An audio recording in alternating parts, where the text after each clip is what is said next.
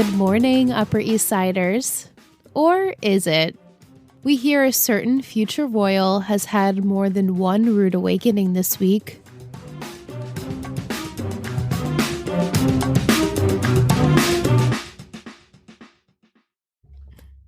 Yes. It's been a week. It's been a week. It's been a week.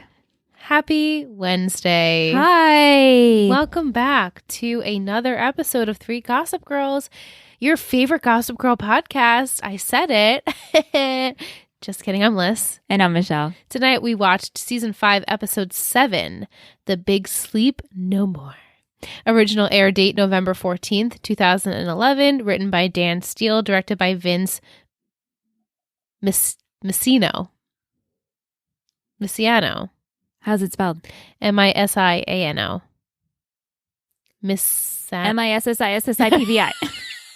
That's my first thought. Oh, I already know the vibe tonight. Here we go. Misiano. I'm just going to go with I like that. Misiano, like Missy Elliott. Sure. Yes. So at the Sleep No More production, plenty of surprising romantic twists by the end of the evening are in store. Meanwhile, Diana sets her sights on Serena in the quest to ruin Gossip Girl. Dan is out on his book tour, but things aren't exactly as they appear to his friends and family. Dan's part was so minuscule in this episode. But also romantic gestures, or however you phrased it. Yeah, it was romantic twist, surprising romantic twists. There was no romance in this. What was the romantic twists? There were twists and games, but I wouldn't call them romantic. No, same. No one ended on a romantic note. No. And Dan was on tour. He's on tour. Can you let us know how you say it's the tour? It's tour. It's the tour. It's a tour. I was like, guys. So we have Serena, who says apricots when she's supposed to be from New York. Max, who's supposed to be from California, says apricot, but okay.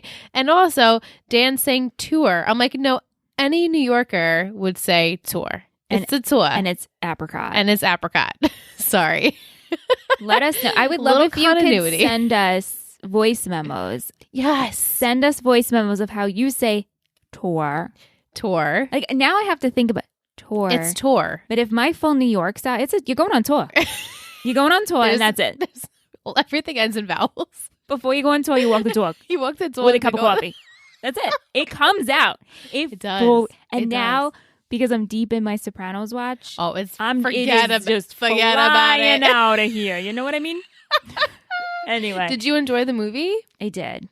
I very Rand much hasn't did. watched it yet, but he's planning on doing it. I very much Let us know did. if you have. Sidebar, if anybody is a Sopranos fan, DM me. Michelle's a huge Sopranos fan. All I want to do is talk about it. And apparently 7 years ago, I was rewatching The Sopranos. I was watching it for the first time. All my time hops are like, all I want to do is talk about Sopranos at this time. And That's I'm like, so funny.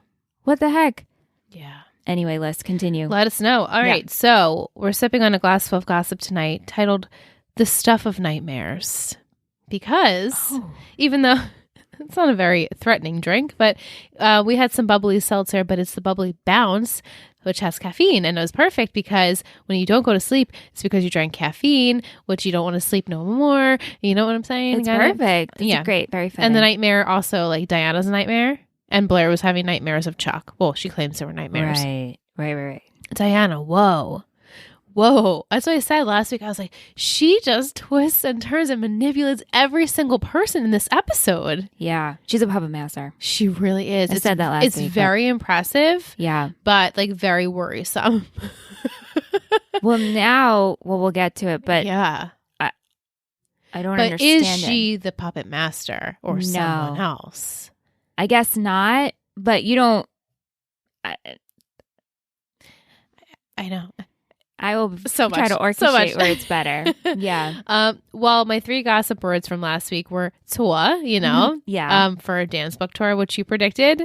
Performance. You were like, numbers, math, something. And I'm like, well, let her think that because there's actually a performance, a Sleep No More performance, which is so cool.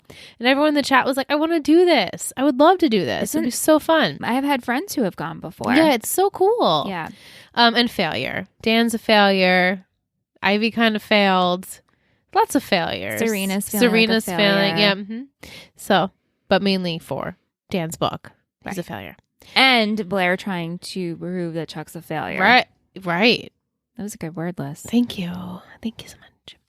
So we'll start with Blair. So she's, as we said, been having these dreams about Chuck since he apologized to her last week. She calls them nightmares because to her, Chuck being good is a nightmare.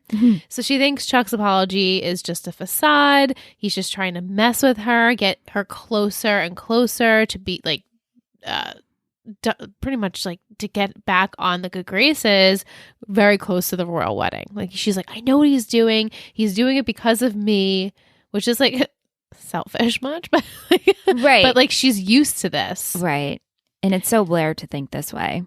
Absolutely. And so she even sees on Gossip Girl and in the tabloids, Chuck is doing all these good deeds.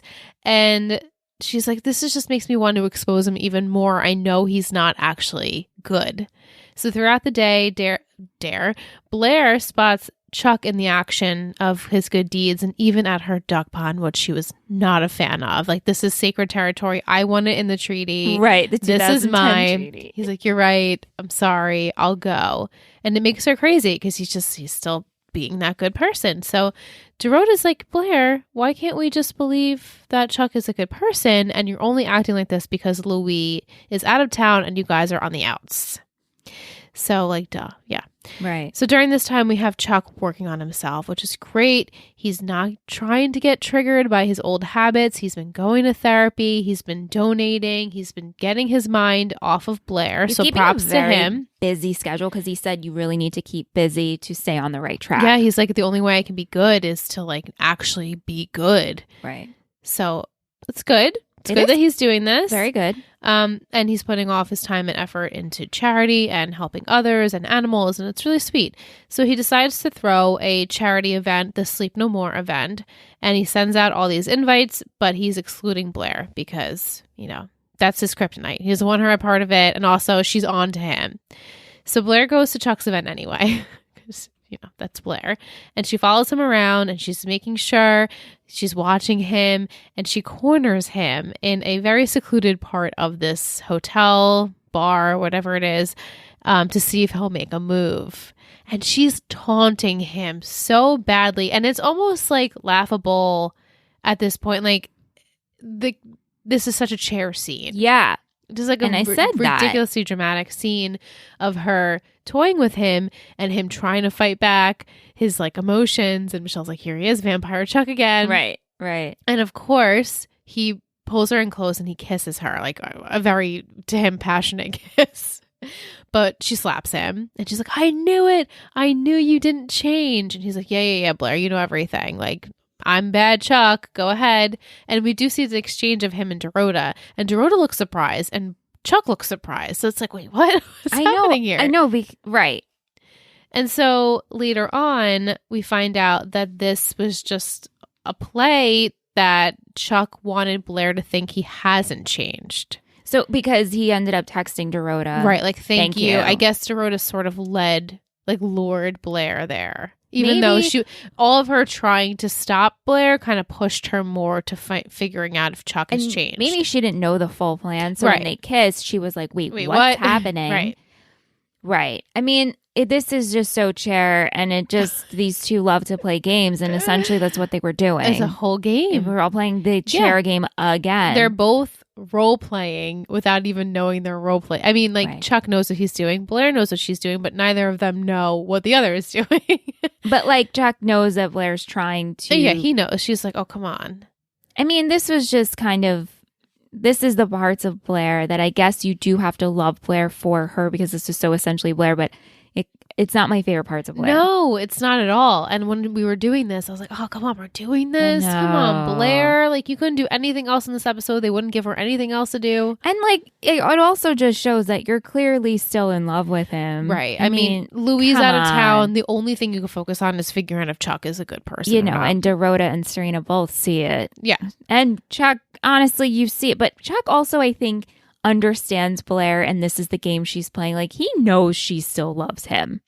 Right, but he's forcing her to make the decision. Yeah, like, you need to move on. This is better for you. Right. Like, I'm not good for you. Maybe I'll become someone one day that would be good for you. Right. But, like, please let me go because I'm trying to let you go. Right. it's pretty selfless, as Nate says. Like, it's a pretty selfless thing. When you love someone, you let them go. Right.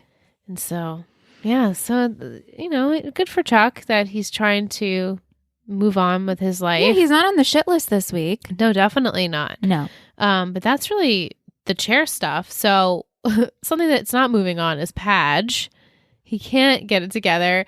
Rufus and Lily have a video chat with him in the morning, and Dan's on his book tour. And he's very aloof about the details, saying he doesn't even know what city he's in. He's not really sure. But then we soon realize he's not actually on the book tour. He left in Boston. Yeah.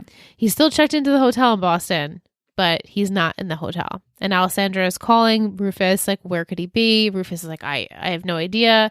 So they're going to head out to go find him. It seems as though Rufus's car breaks down. He's never driven it. He hasn't driven it. I was super confused about all of that. Because it's by that time, it's like nighttime. I'm like, so it took you all these hours to figure out your car doesn't start? Right. Whatever. But we go to the loft, and Rufus sees Dan is there. He's hiding out. He's like on his laptop with his headphones. He's moping around. He's like, I'm a failure, Dad. Like, my tour got less and less people each city we went to, and it was really depressing for me, and like nobody cares, and I'm a failure. And Rufus gives him like the most amazing speech. This whole scene could have been deleted, but I knew we need this like Rufus stuff. It's true. I'm so like, true. Because Dan's like, yeah, I'll take that advice, Dad. But then doesn't. But Rufus is essentially saying, like, when we started out in the band, and it only took one person for our name to really get out there, but you need to put in the work. You need to show your face to people. And Dan's like, yeah, Dad, great advice. I'm going to do that. And when we like wrap it up, I'm like, wait, so why did we need to have this whole storyline this episode? Yeah. I mean, maybe to humble him a little bit, because he's been on the bestseller, and then you travel. Like, listen, did you really think you were going to be so popular across the country? Like, not across the country, but I guess they were doing the coasts. I guess the coast, yeah. The states of the coast. I mean, what did you think? You were going to be hotshot? Right, you were going to get thousands and thousands of people, I guess, because, he was on the news, and like people were going to Barnes and Noble or whatever it was. Like, he's like, oh, wow, this is great. But then the movie deal fell through. Right. And there's no hype about it anymore. And so people are coming, but like he was saying, well, sometimes they were coming just because it was raining and they came inside. Yeah. It's like, well, maybe one of those people, they came inside and they want to hear what you have to say. Right. You don't know. Right. So he gave up way too quickly. Yes. For someone who I feel like shouldn't. But I mean, it's fitting for Dan. Yes, it is. It's very fitting for him. Yeah. So on to Nate Chivy stuff, and we'll mention Serena. Nivey. So Nate is talking to Chuck about how he went public with Diana, but still nothing has changed. It's still work and sex, and that's all that they have. And so he's looking for something a little bit more. And so Chuck's like, well, maybe you should look for someone else, someone more. So we pan over to Diana, who's on the phone mysteriously with someone, and she's explaining that she's going to take down Gossip Girl, and don't worry, I'm not going to lose Nate or Serena. It's very mysterious. And you're like, what is this? Who are my guesses? I guessed right off the bat, you were like, did you only say Padge? First I was like, oh my God, on the other line, maybe it's Padge. And then I thought, oh, it's Max. Oh, Max. That's who you thought it was. Because I remember I looked at you, it was like a light bulb. And I was like, Max on the phone? I was like, Max. I don't know. We'll see. Yeah. But we later find out that her plan is to take down Gossip Girl by using Serena to do this. And she mentions to Chivy that we need to start a war between Gossip Girl and Serena, and Charlie, you're the one that needs to make this happen.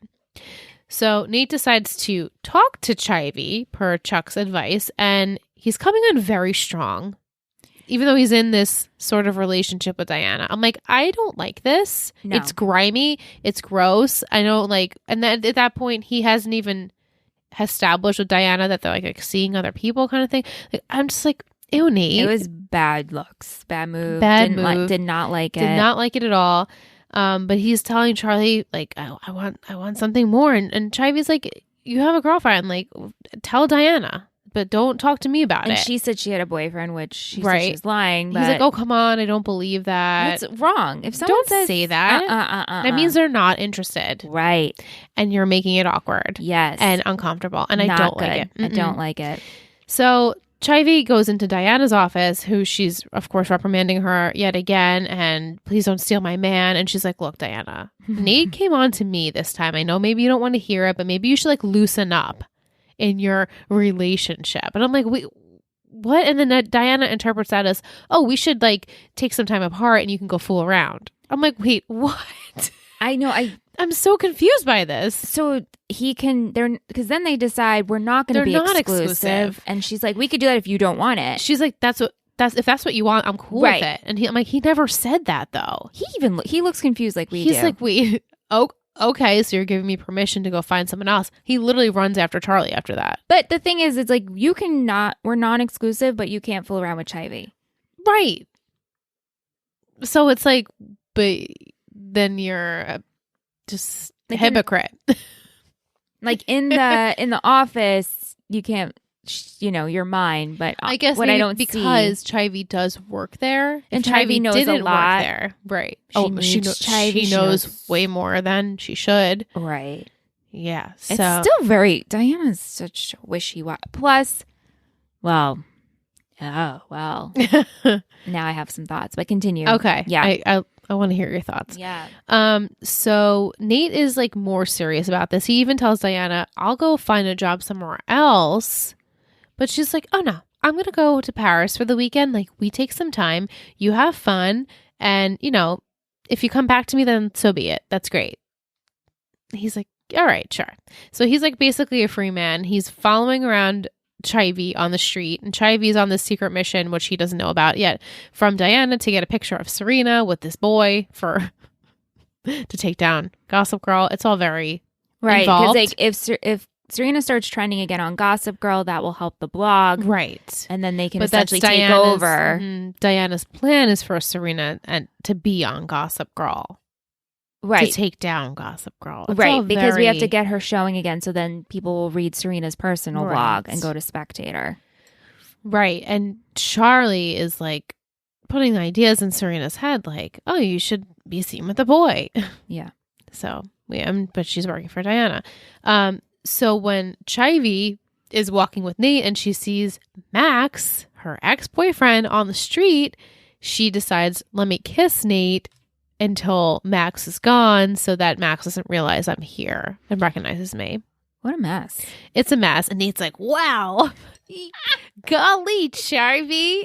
Wow, this is what I was talking about. This is what I mean. Our chemistry is crazy. Let's go grab a milkshake. You can see her. She's like, oh my God, what am I doing? Yeah. It's like, bad. I still don't know. Does she like Nate? Does Nate like her? I don't know either. No. I think Nate likes her, but I don't really know how much she likes him. Does he like her because she's convenient and she's most not likely Diana and maybe they shared a good kiss?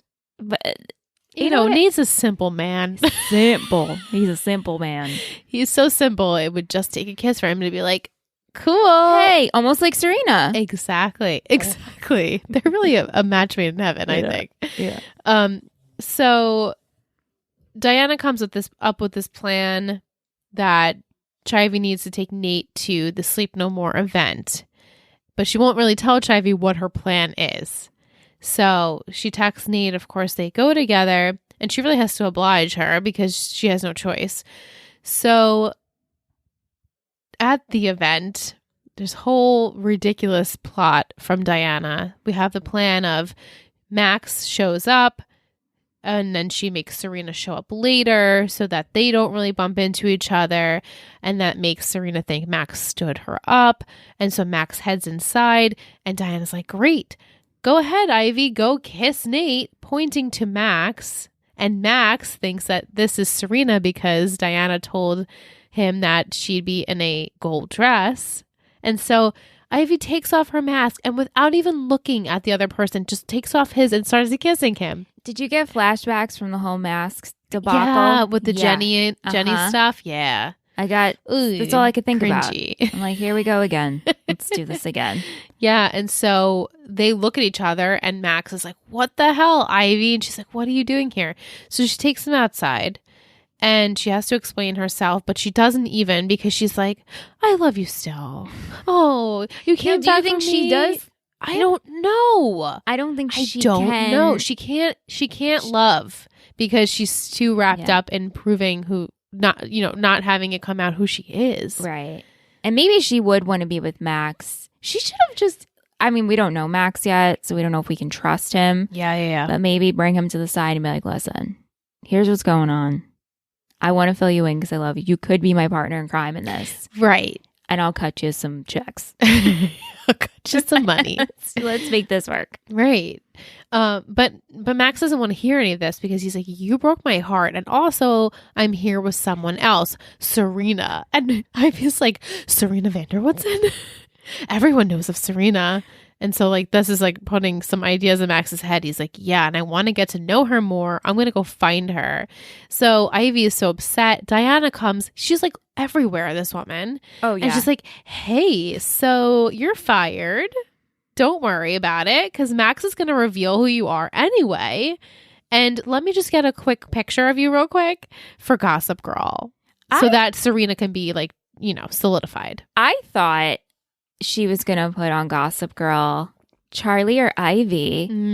What is the identification of this lonely road, in quotes? Like she could have outed her. She could, but I think Diana was like, let this go on for a little bit longer. Let like Ivy squirm. Right, because she said, I like seeing you squirm. Yeah, she's like, it's like she's a witch. Just like get her for one more week. Let's see what happens with it. And the boy will probably take care of it. Right. And so she posts this on Gossip Girl about how Charlie, Serena's cousin, is off the rails again, gets a very distraught picture of her, which we know later sets off Serena because Serena doesn't like it when Gossip Girl picks on people, especially her cousin Charlie. Like Michelle and I are talking off mic, how Serena like she really loves Ivy. She loves her. She's like, hello, my little sis. And protective. Very. So I was like, when she finds this out, she's gonna be devastated. I feel like this is the whole, what we're like last season, we're like, oh God. We're always trying to protect Serena from something. Even though Serena can get on our nerves, when she loves you, and it's genuine. Yeah, it's hard love. And I'm sure when this comes out, Chivy will be like, I really did like you, Serena. I really did like your, I feel like that's what she's going to say about everyone. I really did like you, because I think she does. Yeah. It's just now she's real in a pickle. She's in a real dill pickle. A real dill. Mm-hmm. Mm-hmm.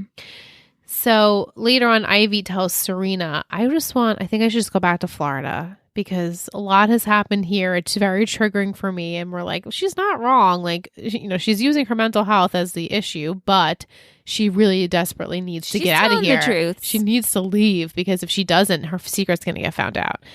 And so Serena's like, no, you got to stay. We have each other. Like, I love you. Like, I love you so much. I'll protect you. And so she does call Diana, like, I'm ready. I'm ready to take down Gossip Girl with you. Yeah. Right. Mm-hmm. I'm just still processing of why are we doing this because of who's on the phone. Right. So later on, Nate brings Diana back to the Empire because it's like essentially has to make a choice, even though the whole episode I'm like, who cares? But I guess he chooses Diana and she's like, oh, we're equals. What? Like, equals in what? Right. Equals in what? What? Not at the Spectator because you're his boss. Oh, maybe. What? Maybe at the Spectator. Like, it would look good for Nate if he worked at this. Very convenient if she gave him a bump. Right. You mean like a position bump? Yeah, like especially since everyone knows that they're dating. So, like, who cares that Nate's, like, equals at the Spectator because it's like a duh, you're screwing the boss. Yeah, and people would just get upset by that. Right. Unless she wants that. But maybe that's not what she means. I was like, in what? Like, it doesn't really matter because to me, like, this is not genuine.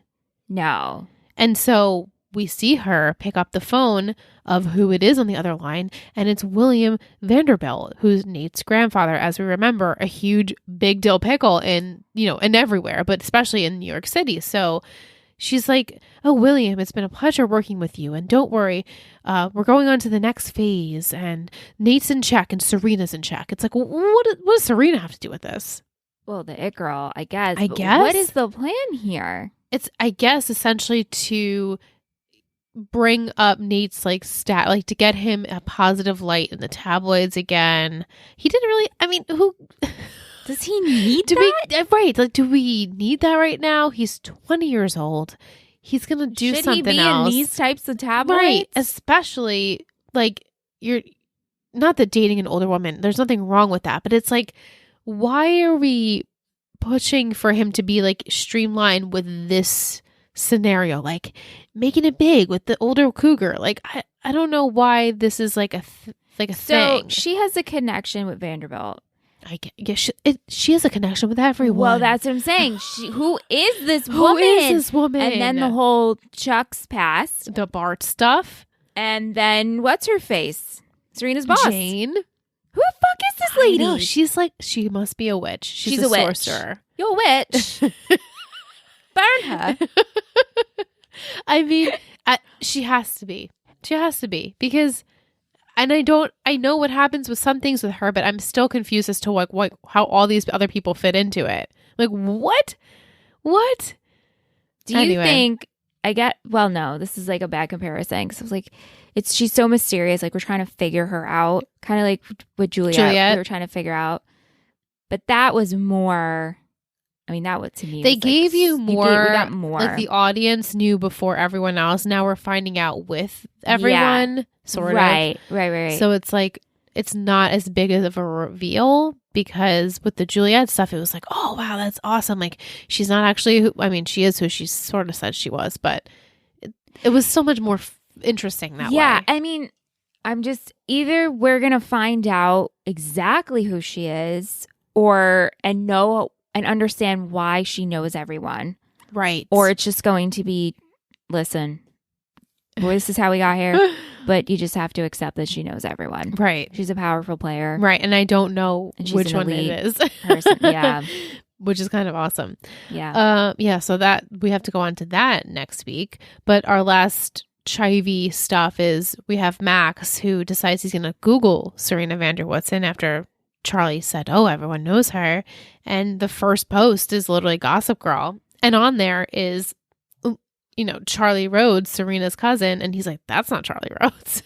That's Ivy. What the hell's going on here? What the hell? So now he knows she's up to something. So he'll be back next week. Oh, he will be. He's not on the island. He's not on the island. No. Okay, good. All right. And to sum up mostly the rest of Serena, she's having writer's block with her blog because she doesn't know what to write. Gossip Girl always writes these pieces on people who are not in the best light. And she's like, how do you write about yourself? No wonder why Gossip Girl's anonymous. And, so Chivy says, you should find some guy and, be on Gossip Girl's radar again. That will be great. So Serena, of course, bumps into a handsome stranger, just happens to be Ivy Dickens's ex-boyfriend. And she's like, oh, Ivy, no, I don't know that. And I'm like, girl, if you really recall, you heard this name before. Oh my God, I just got a thought. What? Of that, Diana set up the interview at the restaurant to get him out here because she's a puppet master to screw with all that. I don't even know, but I feel like there has to be something more with that too. Because how would he just show up? Right, and to be, New York City's big. To be in a very specific part where Ivy does work. It's just way too convenient again. Too convenient for Diana, and she knows what she's doing. So I feel like I don't know how she did this, and maybe now this feels like a conspiracy theory. That's how I feel too. But with her, how is this all working out?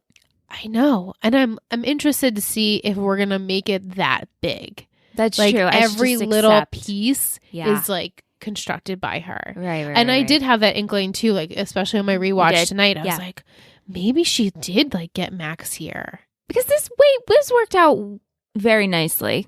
Right. She didn't, unless she's just oh, I got a better idea. So maybe it was per coincidence. I don't know. There's just too many coincidences. Too many happenings. Yeah. Yeah. So Serena as I said, she has heard this name Ivy before. She doesn't even remember that Nate was like, hey, do you know a girl named Ivy? And now this guy's like, hey, do you know a girl named Ivy? Yeah, like Serena didn't clock. She didn't. Why would Serena? But again, Blair would. Blair would. But Serena's like, whatever. Yeah. Oh, I hear so many names throughout the day. So Serena says, I'll help you get to your interview. But first we should have lunch because Charlie's like, oh, you need to bring him to lunch. You need to get photographed by Gossip Girl. So they head to the lunch spot. I think it was like at Bergdorf's. Bergdorf? Wow. Bergdorf. Bird dog. That's what I'll call. They had some bird dog. They heard it's a bird dog for lunch. It's a bird dog for lunch. Anyway, they head over to the spot. And Serena kind of backs out. She's like, oh, am I really going to like go to lunch and be spotted with this guy? He doesn't know what he's getting himself into. So she bolts. She tells him, hey, that chef at the restaurant, he loves apricots. So work those in somehow, however, figure it out. So they part. And then later, Serena has a talk with Blair and they discuss how Charlie was the one to encourage Serena to get on Gossip Girl, will help out her blog.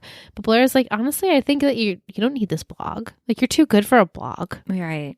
And Serena's like, maybe you're right. So she goes to Diana and she's like, I'm not really feeling this. I don't want to like rat myself out and like make a spectacle of myself. And Diana's like, that's the whole purpose. Like, that's what everyone does. Don't worry. And like, she speaks too soon because then Max walks in the building and he's like, oh, hey, Serena, I just want to tell you, I got a second interview. That apricot thing really worked out for me. Serena's like, it's so nice of you to come here and tell me that. Again, weird. How did he get there? And no, he doesn't know New York City. And he was like, oh, let me go back to the Spectator of this girl who gave me. Right. Something's not. But again, just, whisked away with Serena Vanderwoodson. So. Of course. And Diana, she's like smirking from ear to ear. She's like, this is so great. This is perfect. You guys should go to the Sleep No More event. And Serena's like, yeah, totally. And Max is like, yeah, that'd be great. And so Diana's like, Serena, you go off and I'll tell Max all about the details. What? Okay. How is that okay? But Max is like, yeah, sure.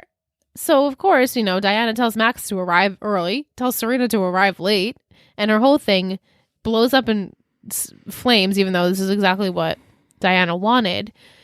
So Serena thinks she's getting stood up, which she, I guess, was, even though Max was there. And so Diana tells this woman, here, can you take a picture of Serena sitting all by her lonesome, looking all upset? And so that's posted on Gossip Girl that Serena's got, ditched and she is. Yeah, was it like up. Serena Vanderwho? Serena Vanderwho. Stupid.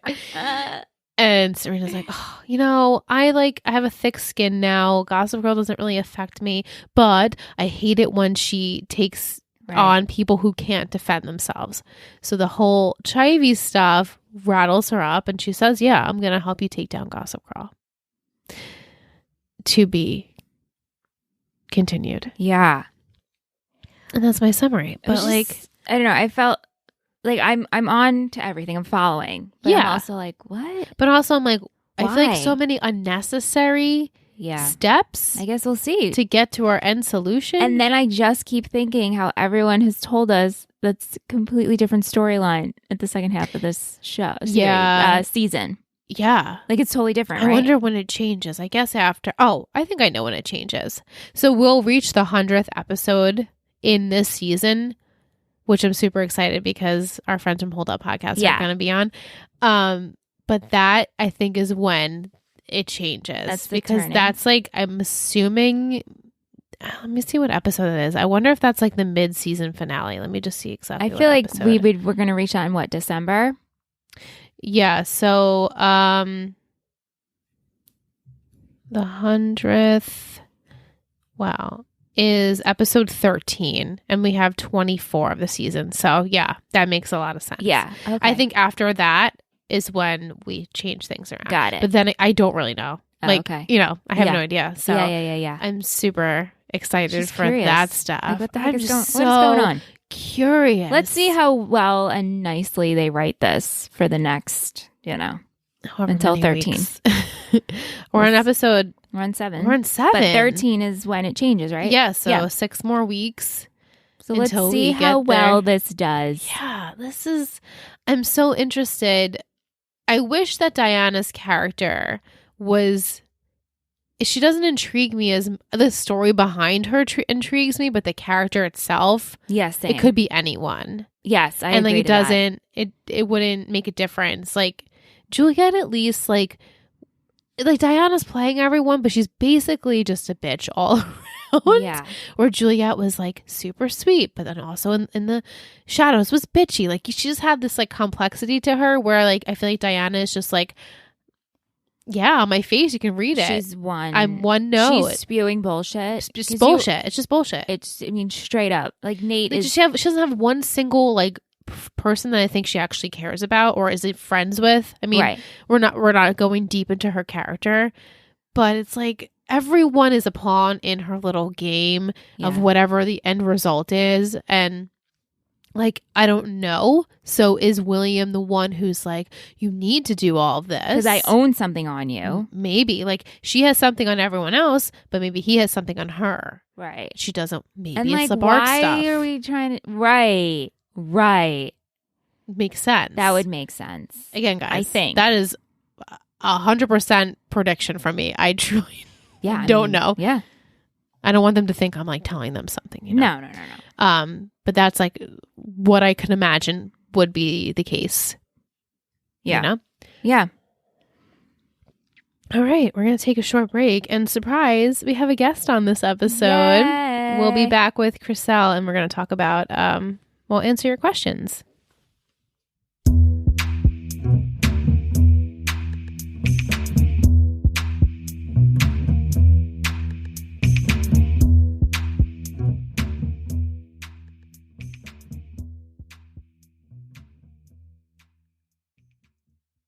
All right. Welcome back from break. We are now joined by Krisell. Thank you so much, Krisell, for joining us tonight for episode 7. Please tell everyone a little bit about yourself.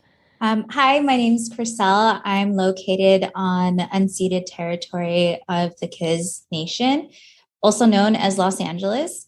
And I empower femmes of color and their allies to live with purpose, confidence, and integrity through grounded spirituality. I love it. Wow. That's wonderful. I'm like, tell us more. I'm like, what's Gossip Girl? No, I'm just kidding. So how did you originally get invested in Gossip Girl? What was your story? When did you start watching it? I watched Gossip Girl when it originally aired. And gosh, that was so long ago. So, 2008. Yeah. And it's funny because I think at the time I had just moved back home because I was in between like living spaces. And I have a sister that's like 10 years younger than me. And she actually read the books. And so when the TV show came out, I would hang out in her room because she had a TV in her room. And I would watch all kinds of stuff with her. And she would watch Gossip Girl. And so I got hooked on it, watching it with my sister. Yeah. And what's your initial take, since you didn't read the books? I know that Michelle did read the first book. I did, because it was available on audio. Yeah. Because I do audiobooks.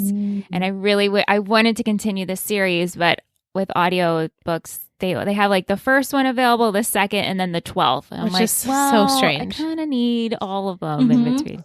Yeah. So what got you hooked? Like, what was it about Gossip Girl that made you want to continue to watch? At the time, I actually was traveling to New York quite a bit. So being able to see and kind of relive visiting through the different locations, that was definitely one of them. And then also how audacious, like how scandalous it was, because some of the things that I would watch with my sister were TMZ. So we definitely bonded over the scandalousness of things. And that's part of why I watched it. I also really liked it because at the time, I really thought that the fashion was interesting. And I used to think like, wow, they're so bold. Like, what is that?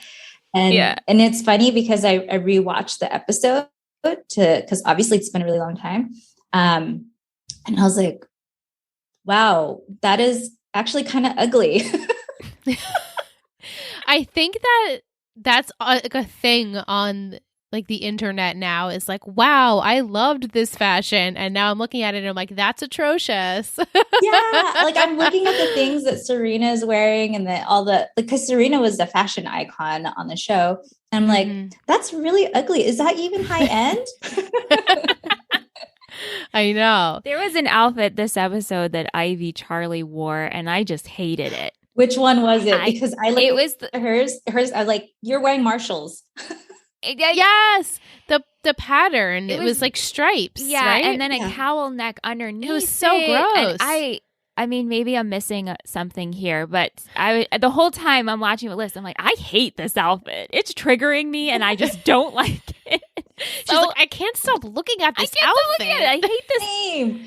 Actually, that was such a big like conversation in my head when I was watching this episode, and I watched it twice.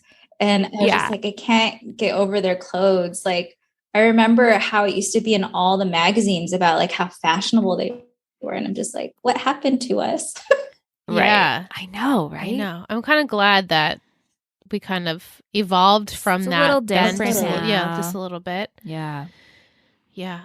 So since you watch, actually, I want to ask you, have you dabbled in any other, I mean, we call them teen dramas. I mean, we've watched One Tree Hill, we've watched the OC. So like, were you watching those shows with your sister too? Or was she like a little bit too young for that? She was definitely too young for those. But I did watch One Tree Hill. And what else did I watch? I did watch a little bit of the OC when it first came out. But I think what really drew me to watching the OC was because my friends were going to the school that they were shooting on. Oh my God. Wow. Yeah. That's cool. But other Michelle, than that, that's like Michelle's favorite show of all time is the OC. So I mean, I'm wearing Marissa Cooper on my shirt right now. So yeah, we did an OC podcast and a One Tree Hill podcast. So we love the both. I mean, yeah, we do. When I saw but they're so different from Gossip Girl. Sorry, go ahead. They are. Well, when I saw your Instagram profile, I was like, you guys do shows on all the teen dramas? I was like, I wonder what else they do. Because I'm forgetting what else came out at that time. But when I was in high school and when I first started college, I watched so much TV. So I did watch a lot of those teen dramas. Yeah. Yeah, we're starting actually in 2 weeks. We're recording our first episode of Friday Night Lights. I don't know if you ever watched that because that came out in 2006. So it was a little bit after, but around Gossip Girl time too. So yeah. We're hitting them all. Yeah, we're trying to get them all. Yeah, that's interesting. Yeah. What was your like favorite show growing up, or do you have like an all-time favorite show? Like I said, like Michelle, like hardcore obsessed the OC. Do you have a favorite show that's like without a doubt it's like your comfort, or you always go back to it, or just one that you really love? Yeah. In high school, it had to be Buffy the Vampire Slayer. Nice. Michelle's also she's I'm watching Buffy for the first time. Watching that for the first time ever. And it's we're on the second season and it's so cheesy, but it still skeeves me out. Like my skin crawls from certain episodes. I'm like, oh my God. And I'm thinking about the next day. It's good though. Very entertaining. My partner works in post-production and he was dubbing all of Buffy in some foreign language. And he would come home and ask me questions about it. I'm like, how did you not watch this show when we were in high school? This is like the best show on TV when we were growing up. It baffles me, but that was a big one. Yeah. I love that. And we have so many listeners that love Buffy too. So they'll be great. They'll be glad to hear that you said that. Yes. Okay. Let's get into some questions. So Michelle, as you may know, Michelle has never seen the show before. So a lot of our questions are tailored to what Michelle has to say. What is she predicting? So we go along for the ride. So who did you originally think Diana was talking to on the phone? Well, I originally thought it was Max. Max. For some reason, I like to try to like really get ahead of it. Like, yes, this is where we're going with this. Because Diana's talking on the phone. We later realize it's William. But I'm like, oh. We haven't seen William in a long time. In a while. Yeah. Since like the trip stuff. Yeah. Right? Yeah. So I was like, it's got to be Max. And then I made a light prediction. I was like, oh, maybe it's Dan. Dan. Yeah. Yeah. Krisell, how many times have you seen Gossip Girl through? Just once? Yeah. And do you remember having like a favorite season? I think I like the season when Serena really went downhill. Is that? I can't remember which. It's before the one that we're watching because it was while they were still in high school. Okay, so maybe it was like season 2. It's hard. It's been a while now. I mean, she's had some issues. She's definitely had some issues. I'm trying to think like specifically. Is it the stuff with Juliet? Oh no, she said she was still in high school. She's still in high school, and she there's a particular scene where she's in some random hotel room or someone's random apartment, and she's like out of it because she's on drugs and alcohol. And I forget who comes in and helps her. But that season, I think, was probably the most interesting to me because, like, for the most part, and like even I thought about this a lot, even with this episode, she plays like this kind of like naive, good girl. And it's kind of annoying. Mm-hmm. Like, yes. Yeah. It is. It gets to be very annoying how like she's so sweet, but it's sometimes it's very naive. And like, yes, we understand she's, I guess, 20 years old at this point. And even in high school when she was trying to change, trying to be that non-party girl, it was like, oh, come on, Serena's just so positive.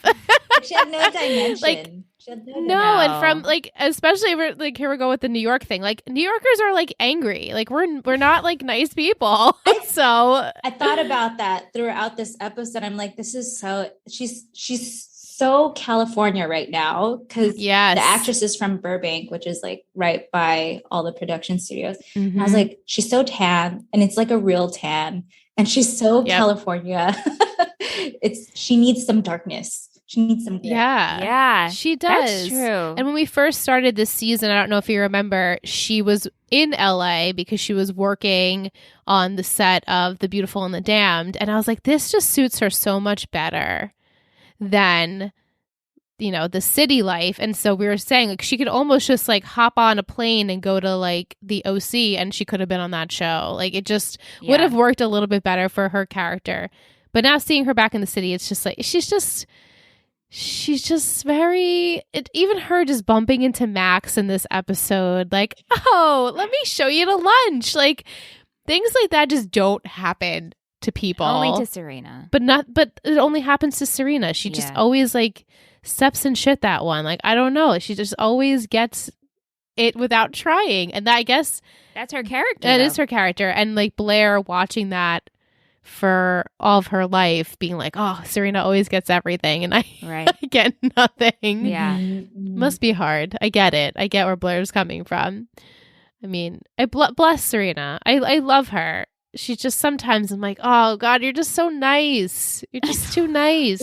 When Max is like, oh, do I really have time for lunch right now? And she just like backs off and is like, oh, I'm so sorry. I was just like, really?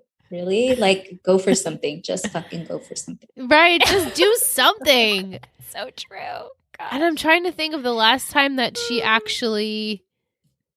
but it doesn't matter. It doesn't matter with Serena. And like, this is no hate towards her, but it's like she could be good and we can't stand it. And then when she's annoying and bad, we're like, oh God, we can't stand it. It's just like something about this character that I feel like we have a lot of ish with her. We have a lot of issues with her. And I'm glad to see her, and I'm like a broken record, but I'm glad to see her not involved with a guy at the moment because that seems to be her MO in every season, and it's so tired.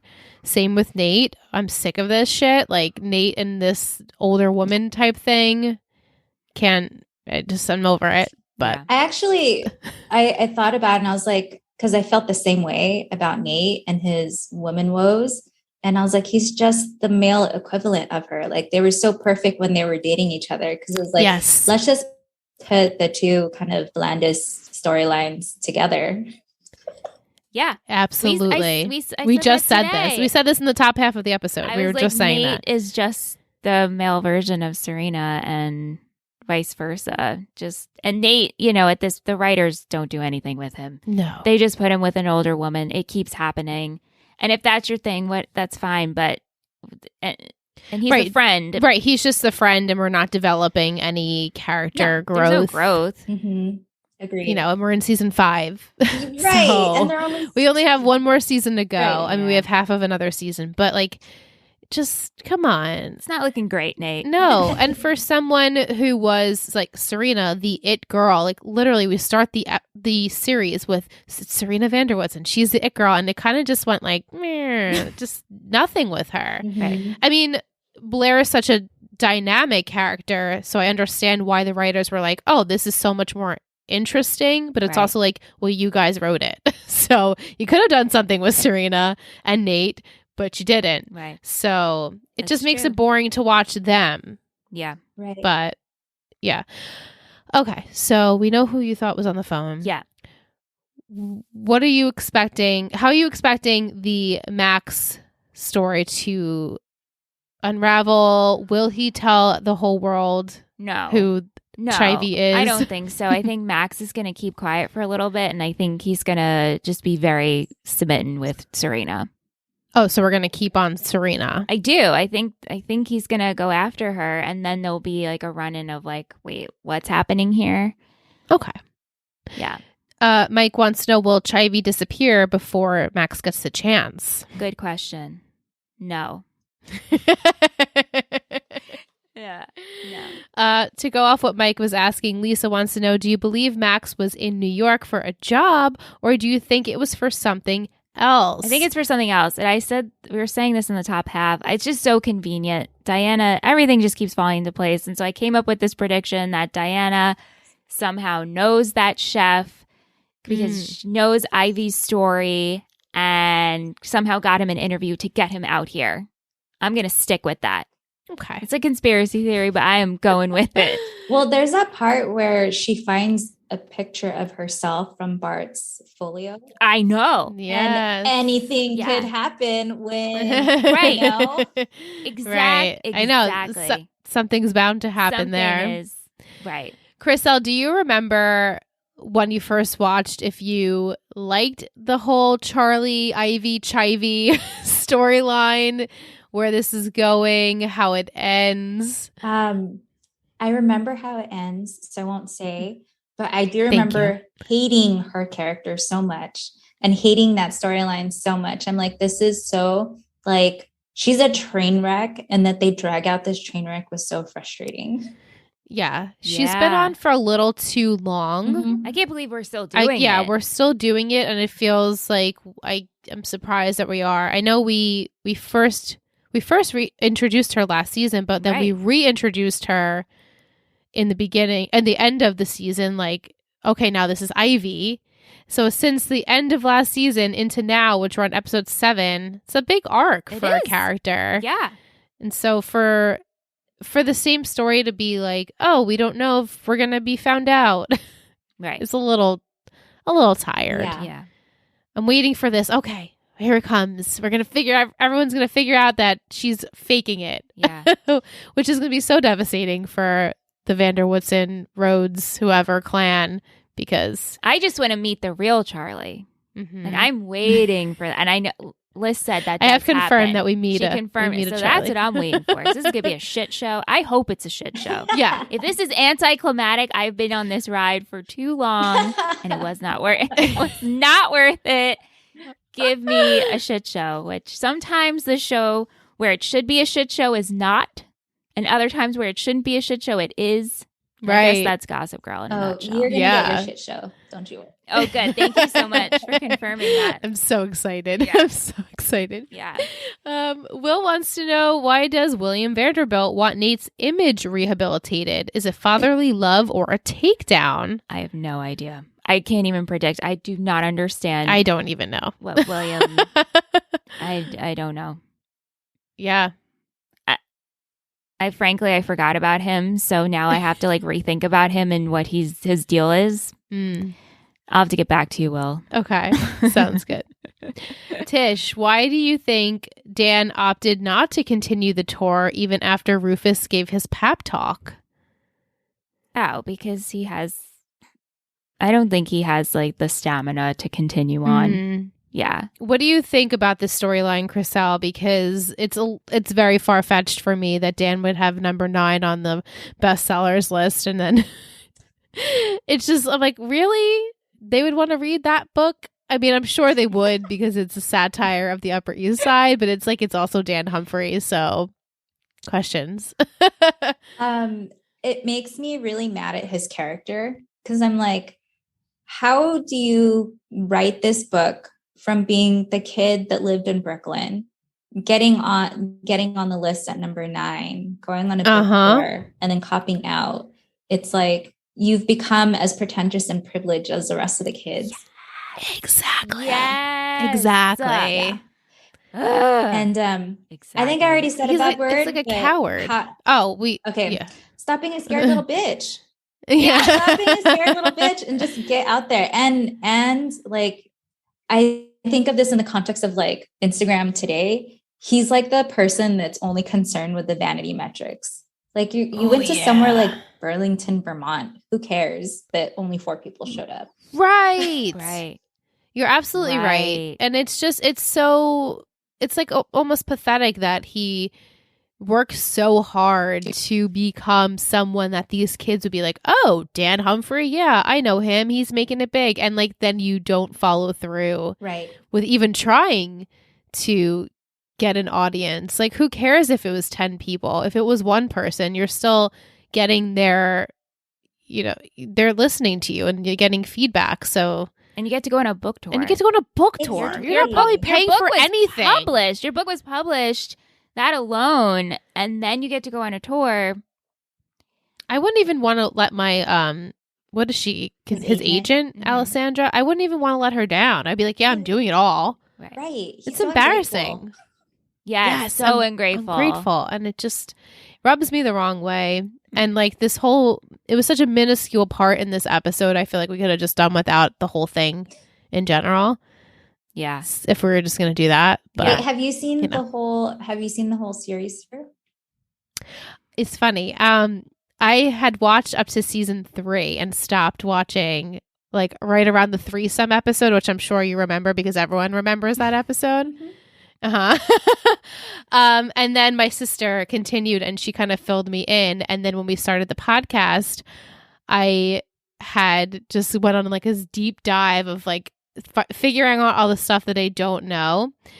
So I know pretty much all of like the huge things are going to happen. I just don't know when they're going to happen. So season 4 and season 5 are like me as like a new viewer because I've never actually seen them play out. Like this Diana stuff, I know some stuff that happens with that. Didn't expect William Vanderbilt to come out. I'm like, okay, well, how does this like tie in? All right, I'm ready for this. So it's been an exciting journey for me. But you do know how the series But I do know how it ends. I do know the big things that happen in this season. I don't really know much about 6, but like the big things that everyone knows about this season, I know about. I actually stopped after season 5, so I never watched the last season. But oh wow, I love to know how things end before I get there. So I looked it up and I was like, But this whole disappointment thing, knowing what I know beyond this episode, it makes sense why they brought it up and why it's such a small part. So it'll play a bigger part. Just, yeah. Okay. Look forward to this. I like that. Thank you. Yeah. That's a little nugget. We like giving Michelle little nuggets because then she has something to look forward to. They're also glimmers of hope. And glimmers of hope, like, just stay on. Right. As long as we just keep going. We'll get there. I mean, we won't give up. We're going to make it to the end of the show. Yes, but it's just, some weeks it's a little bit harder than others to be like, yeah, this show is great. Yeah. Because it's not. Like, it's fun to critique. It's so much fun. And I think we've honestly grown, like every show we've podcasted about, we've grown to love the characters regardless of their flaws and choices. Like, they're still like our little children at the end of the day. Right. So we still love overanalyzing it because of that. But sometimes these storylines, especially the stuff with Chuck and Blair, you're like, oh my God, this is just too much. And that's the too thing. Over the top. Starting going into Gossip Girl and watching, everybody's like, oh my God, I love Chuck. I'm like, he is a toxic human being. I can't stand him. I mean, now we see him growing. It only took 5 seasons though. And I was totally into Blair and Dan hooking up. Like, to me, that was more. I'm not here for Cher, even though I don't know what happens in the end, but like, I'm convinced that they end up together. Yeah, she thinks Cher ends up together. I'm like full on. I hope I'm wrong, but I don't think I'm wrong. I hope you're wrong. That's the first time I've heard of Cher. I love it. Oh, really? The ship name of Cher. Yes, that's like the fandom they call them Cher. Chuck and Blair. Everybody loves Chuck and Blair. So are you do you like Chuck and Blair? Do you have like a, without giving too much away, a relationship on the show that's your favorite? I mean, pretty much we've hit almost all of them. So. Yeah, actually, while you were talking, I was just thinking about how the Chuck and Blair storyline and even like the Prince of Monaco, when he was introduced, like those are some of my favorite storylines too. Yeah. So do you like Louis as a partner for Blair? No, but I like. Okay. You're like, oh no, that's not what I meant. Yeah, no, I just like the issues that come up. Yes. With them. Yeah. Yeah. Well, if anything, this whole Louis stuff that's what really jump started the Chuck turnaround. All right. So there's that. Yeah. So you were like a Cher stan back in the day? Yes. Because I was. I was definitely a Cher stan. Yeah. Yeah. And your sister too? Actually, that's a good question. I wonder who she was into. Yeah, because my sister was all about the Cher. Everything was Cher. Like, had a Chuck, like, Mother Chucker shirt. Like, she was, like, obsessed with Chuck and Blair. And now watching it as an adult, I'm like, oh my, why was I even They're hella toxic. On that team? It's so bad. So bad. And Chuck, just as a character, I mean, our listeners are like, oh, shut up about this already. But, like, he's just not a good person at all. The abuse alone, like in this, and I'll broken record, here you go, listeners. But in the pilot, like, tries to rape 2 women. I'm like, we can't let that go. I will not let never it go. Let that and go. I made it a point. I'm like, I can't let that go. I can't. So now I'm like, I'm neutral that he's growing and finally going to therapy. But I was like, oh, there's so many things Chuck. wrong with the TV show now. Like when they're Harvey Weinstein, I was like, oh no. God, yeah. I think some things did not age well. No. Lots of Trump talk as well. Yes. We're like, oh, brother, lots going on here. Yeah. Tish wants to know, the actor that plays Max, his name is Brian J. Smith, who is famous for his role in Sense8. Did we watch this? I'd never even heard of it. No. Isn't that a movie? I guess so. he looked familiar. I don't know if I've seen Sense8. I feel like I might have seen him in something else though. Yeah. Same. Michelle honestly didn't even recognize him.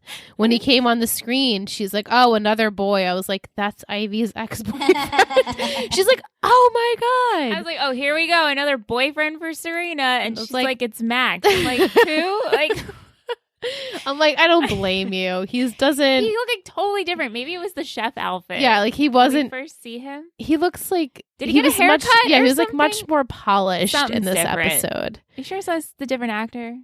No, I don't think no it is. recollection. Literally, I was like, new character alert. No, we just saw him 3 weeks ago, whatever. Well, Vic wants to know who your favorite character is on the whole show, I guess. And also, I'm curious if your favorite character has changed since you first watched the show and maybe rewatching a few episodes that you're like, oh, okay, now I know that this person's my favorite. Yeah, because I think in the past, I probably would have said Serena was my favorite character. And now I actually think, especially since I picked it up where I picked it up and knowing kind of where it goes, I do think Chuck is my favorite character now. Nice. Wow. Good. Think you'll ever say that, Michelle? No. That's okay. I appreciate. Listen, he's in my neutral zone right now. He's been in the red for like 5 seasons, so yeah, he's in the neutral. We'll see if he ends up in green. Yeah. In the finale. We'll see. Series. Yeah. This is a fun question, Krisell, since you have watched One Tree Hill. Whose book would we rather read, Dan or Lucas's? Do you remember who Lucas is from One Tree Hill? Lucas is the blonde one, right? Yeah, Chad Michael Murray. He writes a book. He writes a book. Yes. I don't remember him writing a book. I would, you know what? I didn't really care for his character too much either when I watched the show. So I'd probably be more into Dan's book. Okay, yeah. That's the one I would read. Me too. I think it's way more juicier. It's definitely juicier. Sorry, Lucas. I'll pass. Do you remember having a favorite character on One Tree Hill? I'm just curious now.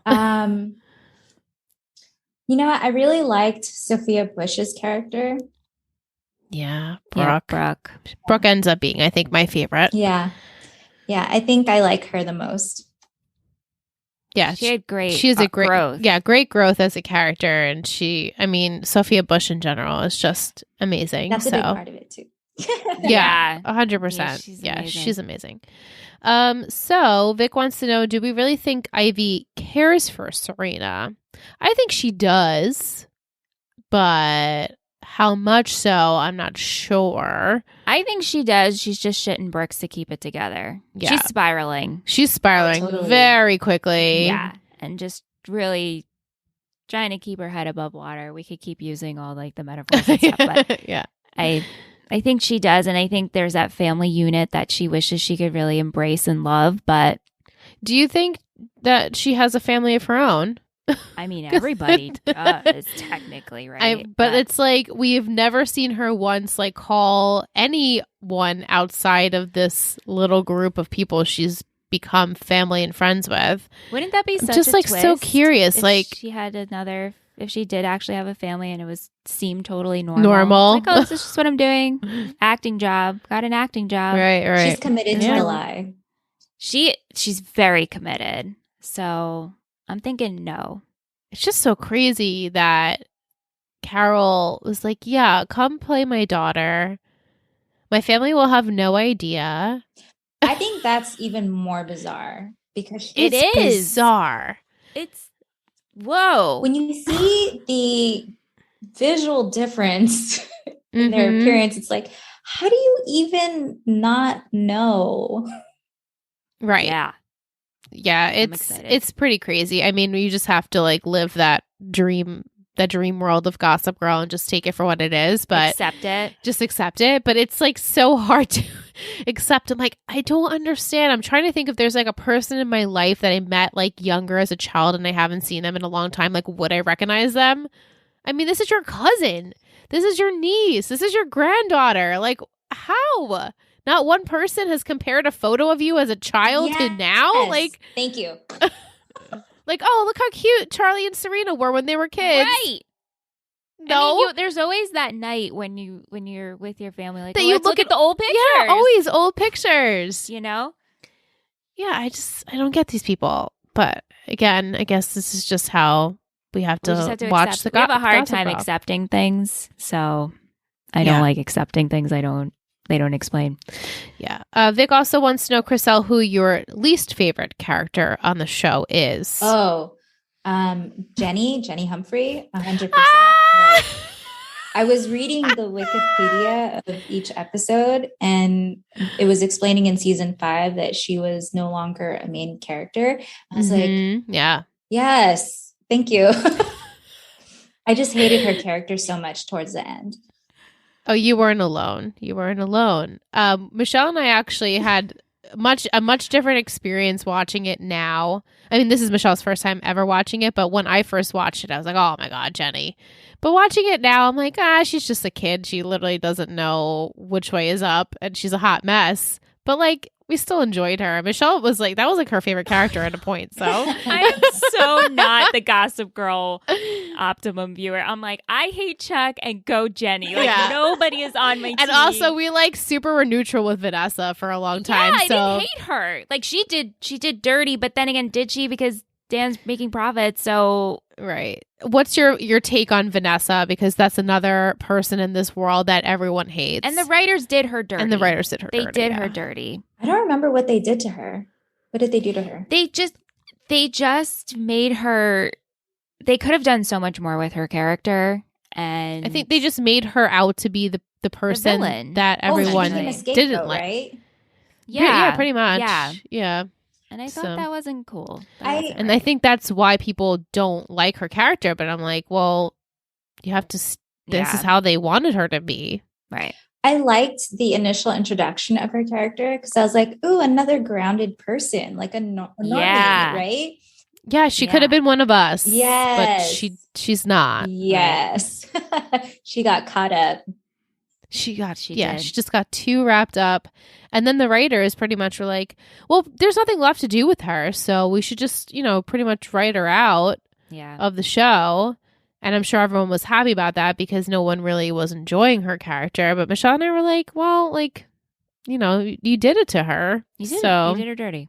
You could have gave her this kind of like awesome arc where she did go head to head with Blair, but also she was like everyone else in the world watching. Like, I resonate in Vanessa because I'm the normal one. I don't have lots of money and I don't live on the Upper East Side. And you know what? She was Nate's best relationship. Saying it right now. They were great. She was. I was trying to remember who she dated on the show because I just remember seeing her and the actor that plays Chuck in the tabloids.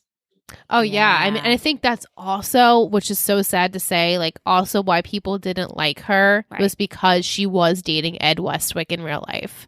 And it's so disgusting that people can't separate like reality from the person that plays it. Yeah, I mean, but that I feel like that's what all these young girls watching it growing up are like, well, I love Chuck. I love him.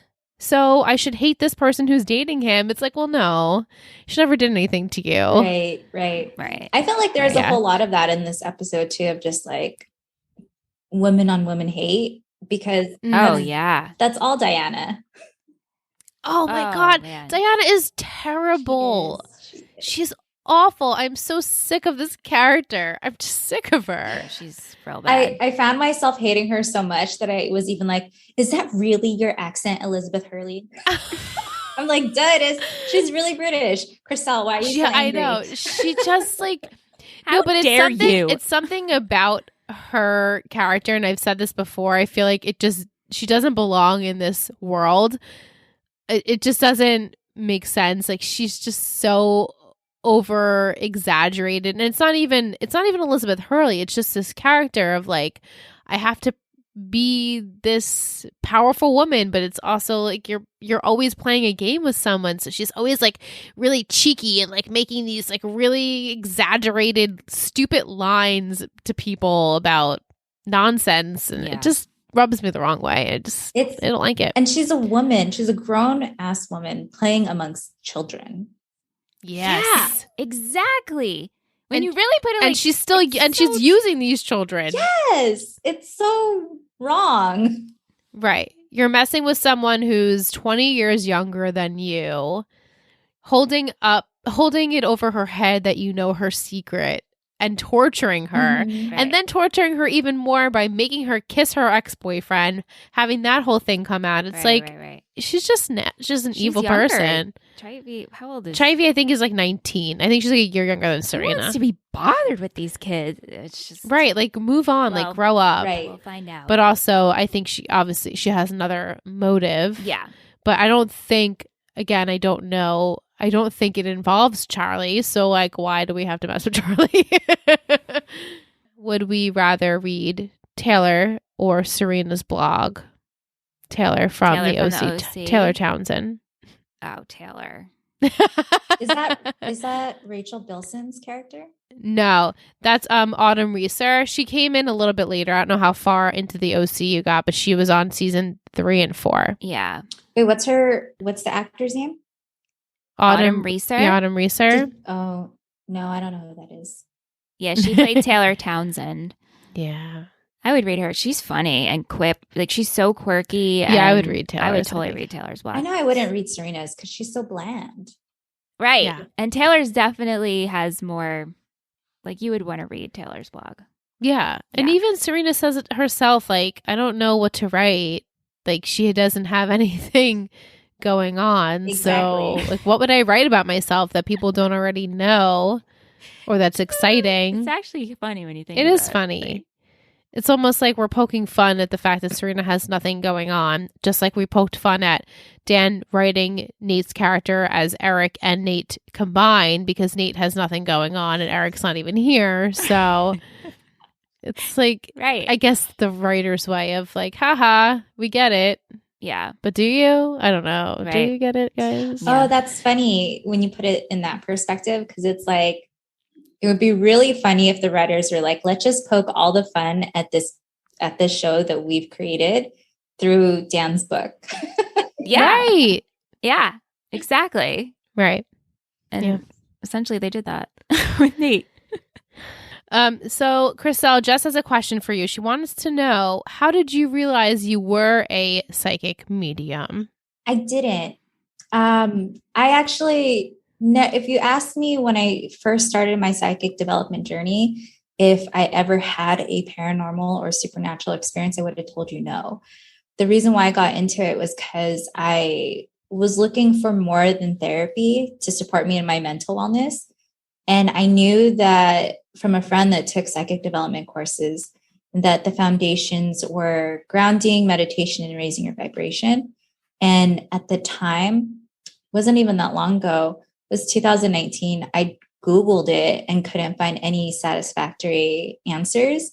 So I found a one-day workshop, took it to learn these tools as self-care. And I learned how to do readings in that class. And I was so fascinated by it that I kept on going. Wow, that's so fascinating. I'm always so intrigued by all of it. I think it's amazing. So I had a 15-year career in commercial banking, and I did it for fun, not the banking, but the psychic development. And I got to a point where I felt like I learned as much as I could on my own. So then I got a one-on-one mentor.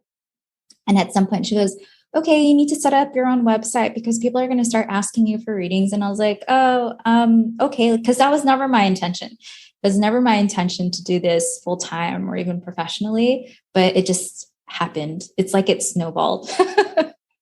Wow. That's incredible though. It is incredible. It's sometimes those things that you don't even realize that you kind of just fall into it and it becomes something even greater. So that's really awesome. That I'm like, props to you that you're so successful with it. Thank you. I mean, the pandemic certainly helped because I wasn't going into an office. I had more time at home. So I had more free time to be able to do more of the work I was doing on the side. And then because it was my 15th year with the company, I got an extra month off as like my 15-year benefit. And so during that time, I had realized like, I only do this banking job for the paycheck, but I'm not in love with it. And I was already seeing that for just doing like a couple of events or even just a couple of bookings a month, I was making maybe a quarter of what I made at the bank. And I made 6 figures. So it was like a healthy amount. So I told myself if I could dedicate my time full time to this, like I could easily replace my income. So it's funny because it's like the bank helped me leave. Yeah, absolutely. Oh, you're living, I don't mean like you're living the dream, but like that, it's really awesome that you can do something that you love And that's so important too. Right. Important to you, Yes. you know? Because then you don't feel like you're burning out and you're only can, hold so much. Yeah. Exactly. So exactly. That's awesome. Thank you. So were you speaking to clients like via Zoom then during the pandemic? Yep.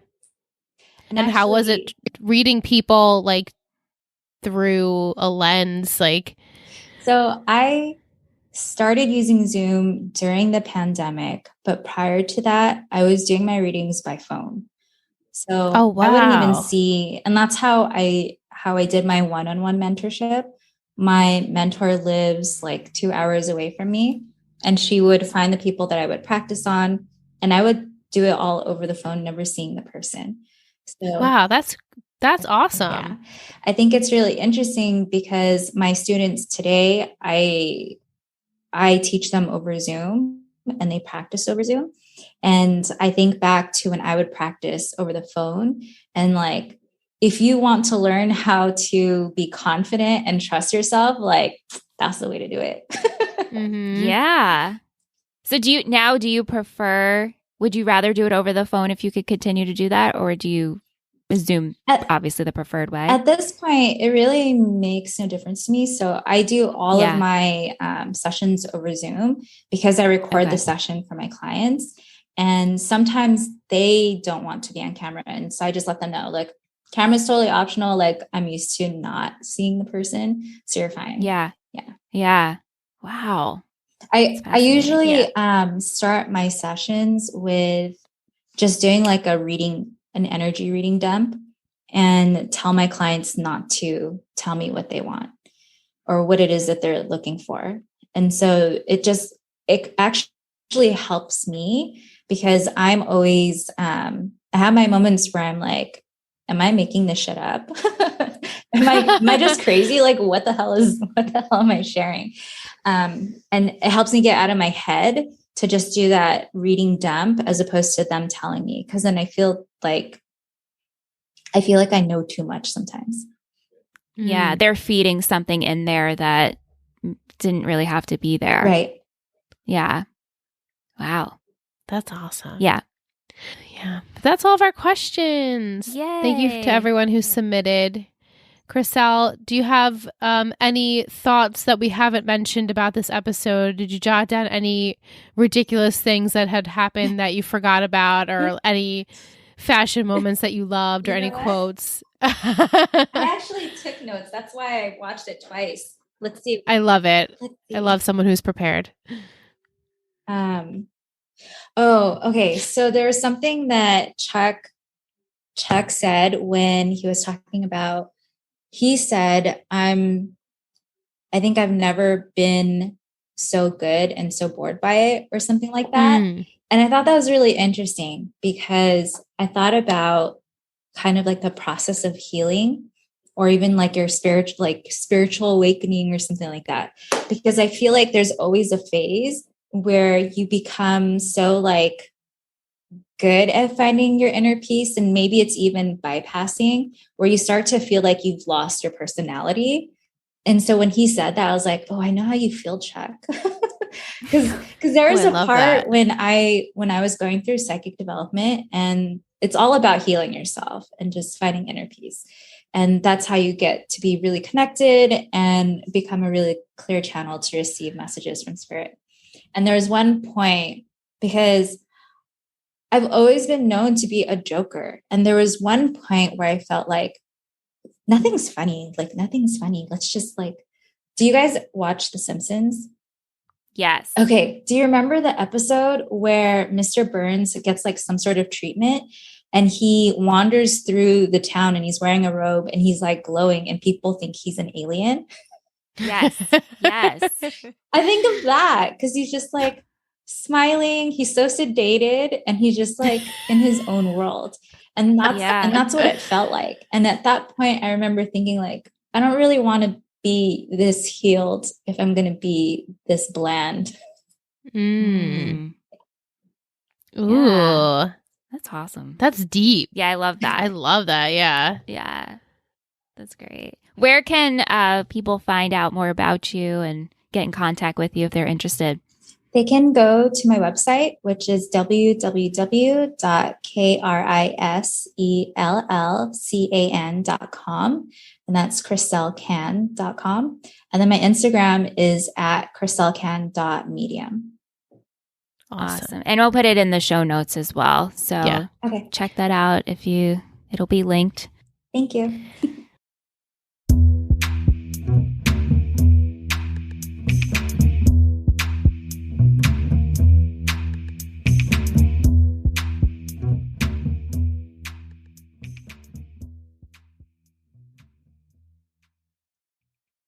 We are back from speaking with Krisell. What a pleasure. What a pleasure. What an interesting conversation and topic. We obviously have never spoken about anything medium on this platform before, so and just like super cool. The growing internally and how, the way she got there, which I found fascinating. Which is super like retrospective of this episode with the Chuck stuff. Yeah. Like she was saying how she felt she was Chuck. Like, yeah, I get you.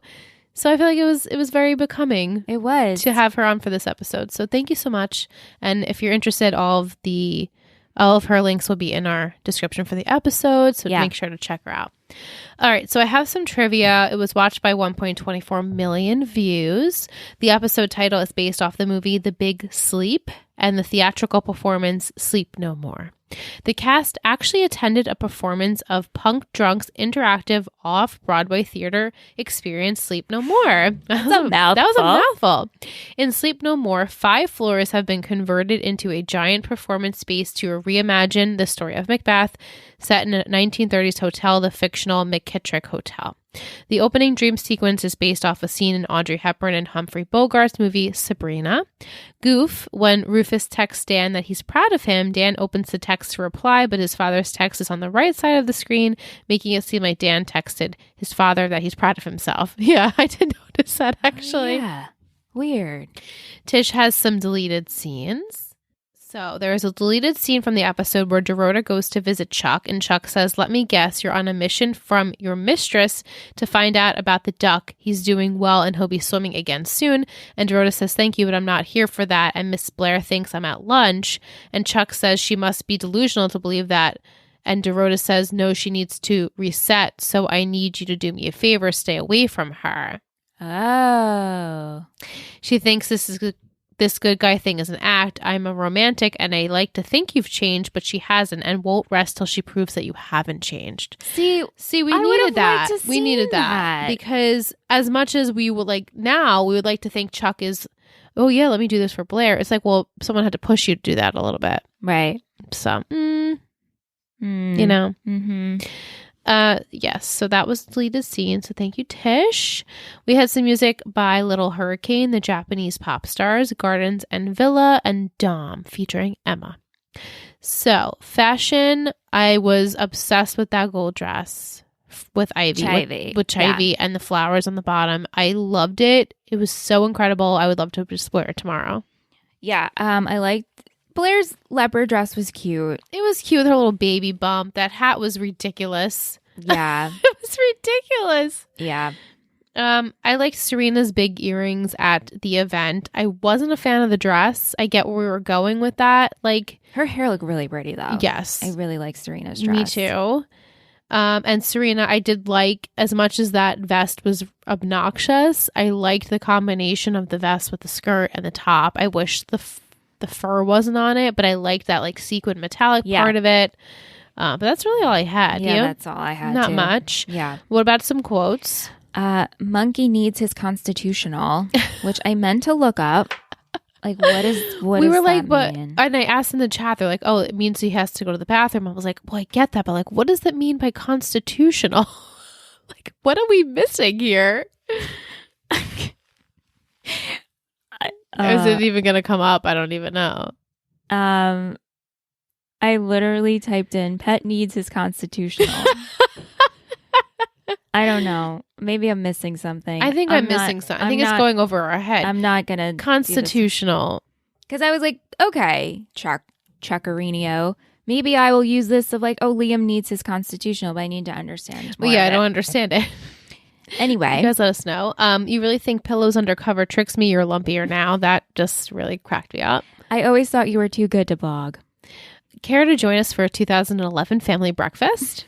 And everyone in the chat's like, 2020? I'm like, yeah. And especially with the masks, it was like a little too close to home. I know. You don't need to be seen with some guy to define you. And if you write about how many strokes it takes to brush your hair, people would read it. Didn't Mike say he Mike would was read? like, I would absolutely read that. Of course he would. Mm-hmm. And Chuck, maybe we're maturing too fast. I'm like, maybe you should. Oh, MVP and shittiest? Yes. I had like a tie, but I'll go with this one. Okay, right. Ready? 3, 2, 1, Chuck. Dorota. Yeah. I picked Chuck. We also had the most votes for Chuck, but we did have a vote for Rufus and Dorota. Yeah. I picked Chuck, even though I won't count that last scene because it technically wasn't in the episode. Right. But, I like where it's going. I like this development. And Dorota, I mean, she's adorable and she's perfect always. Oh, yeah. No, Dorota, I love just how she's always Team Blair and Team Love. And I just, she's the best. She is the best. She's like continually the best character. She really, her and Cyrus are the best characters. And I wish they were in there more. And we don't get so much development with them, but it doesn't matter. We don't need it. No, it doesn't matter. And I just take back what I just said. I wish we had them more. I feel like if we had them more, it wouldn't be as exciting to see them. I don't know about that. I think I could see Cyrus every episode and be happy about it. I love him. It's not enough. It's not enough. It's not enough. So cute. He's so cute. All right, shittiest. Yeah. I mean, yeah. 3, 2, 1. Diana. Diana, for sure. She's queen shit. She is. I also wanted to give Blair a little nudge, come on, Blair. Come on. Because she needs to keep telling herself I made the right decision when she knows she didn't. Exactly. Because she's endgame with Chuck. Right. All of our votes were Diana. Yeah. So. All right. It's time for a Betty of the Week. Betty of the Week.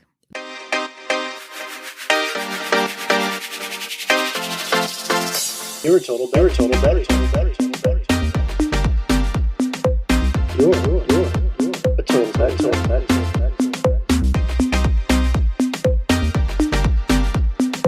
You're a total Betty. This week I chose Katie F. Katie F.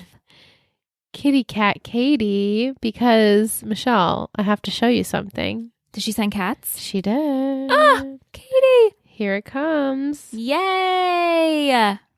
Oh my God, it's so exciting. Oh my god. So pretty, right? Okay, so let's describe. Hermione. Hermione is gray and white and the most gorgeous blue eyes. I mean, these blue eyes take up the whole kitty cat's face. They're so cute. Oh my gosh, Hermione's gorgeous. Hermione is so cute. Thank you so much, Katie. Thank you so much for sending that. I wanted to just represent you this week because I mean, obviously your name is Kitty Cat Katie. We know you love cats. I mean, Michelle loves cats. So just wanted to say hello. Thank you so much for your email. We love seeing these pictures. We asked a task of getting the cats and you delivered. So you get a gold star. Yes. And thank you so much for being with us. We really, truly appreciate you. And we just love seeing your cats and getting to know you. So thank you so very much. Thank you. Okay, Michelle, the title for next week. Yeah. For 5-8, which we're going to have our pal Adrian on for next week. Girl. If you guys want to get in questions for Adrian, please send them to 3gossipgirlspod@gmail.com. You know Adrian. We love Adrian. So send her some goodies. Yeah. The title is All the Pretty Sources. All the... My 3 gossip words are... 3 gossip words. Shower. Doubts. Sources. I could not use source. So it had to be. Shower. Baby shower. Baby shower. Doubts. I think this has to do with Blair and her doubts. Even though she just proved to herself that it's all good, but I think she will get some doubts. Or maybe it's Dorota's baby shower. I think it's Blair's baby shower. Or, wait a minute, a bridal shower or a combination. It's a bridal shower. It's a bridal shower. Because the wedding is coming soon. Yeah. So let's go with that. sources. I mean, this episode everybody's is fun. Using all their sources, no? I mean, Diana's using her source, William's using his source, Chivy's using her source, Padge is going to use his source. I have to say, sidebar, which we'll keep this in, Krisell doesn't know about Padge, or probably doesn't.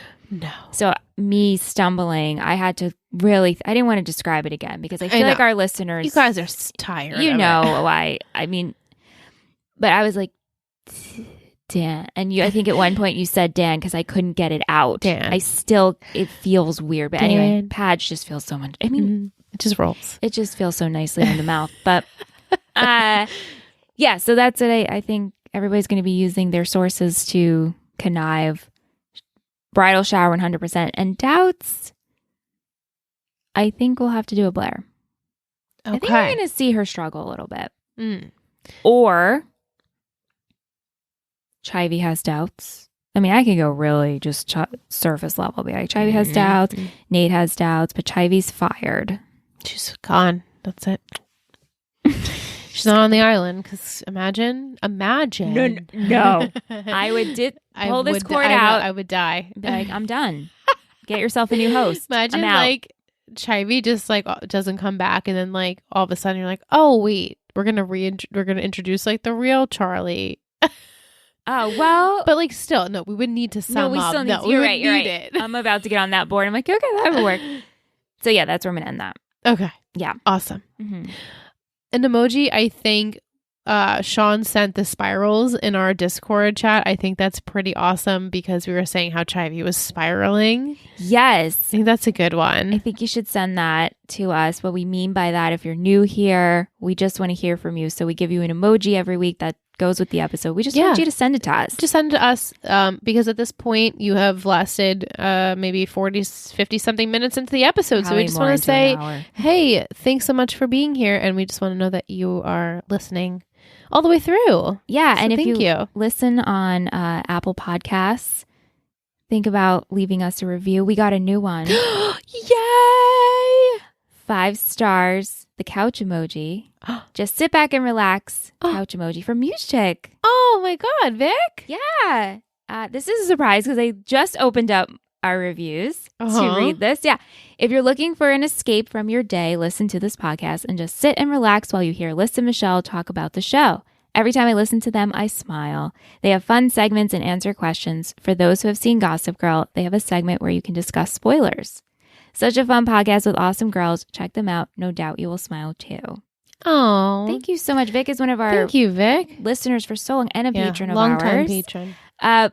But yes, that means so much to us. Thank you so much. That was such a I did not know this. Did you know this was in here? No, I didn't. They just opened up my phone. When you said that, I was like, we got a review. We got another review. So this is guys, do you see how excited we are? Oh my goodness. Do you want to make us ladies excited? We're almost in shock that we got. Yes, we're actually in shock. We're like looking at each other like, wait, you didn't know this? You didn't, because we usually share. We usually get and I've been away and it's just been a crazy week. So this is so nice. Thank you so much. We also have a Patreon. You can check us out.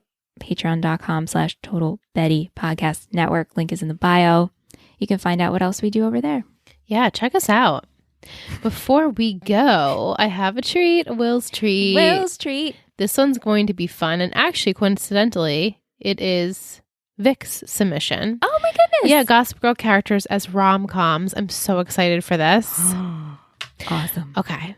We have Blair. Oh, such a classic. I did not proofread these, so I'm super excited to get like the real raw reaction.